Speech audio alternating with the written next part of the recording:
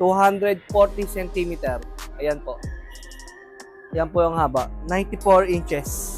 Magandang araw po sa inyo mga boss madam. Thank you Lord. May panibago tayong gawa na L-type sofa.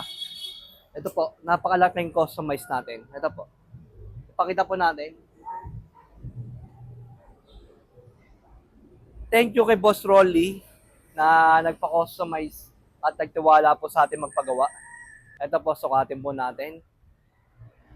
Ito po yung pinagawa niyang L-type. Sukatin po natin mga boss. 240 centimeter. Ayan po. Ayan po yung haba. 94 inches.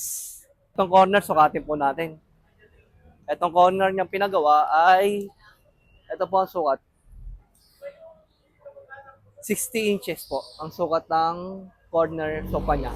Ito po ang leather touch na ginamit natin. Ito po yung napili niyang kulay. Oh. Ito, gray leather. Yan. Meron kasamang stool. Ang sukat ng stool, 22 by 22. Yan. Solid Uratex foam pa rin ang ginamit natin. Yan, 4 inches foam. Ang framing nito ay na-plywood. Yan, kaya solid to.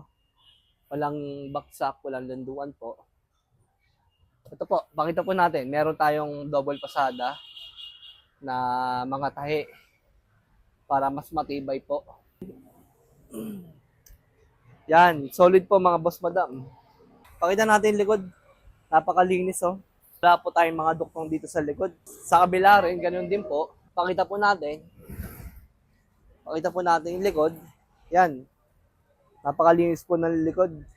Ito po ang kuduktong ng sofa niya. 64 inches. Thank you kay Boss Rolly. God bless po. Thank you po.